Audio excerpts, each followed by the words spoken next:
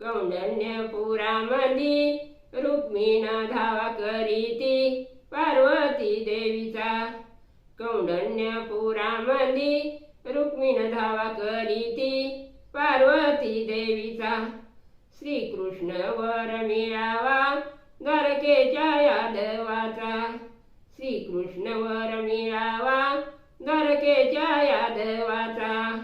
कौंडण्यपुरामंदी वळकशनी सुना सुना। कौंडण्यपुरामंदी वळकशनी सुना सुना।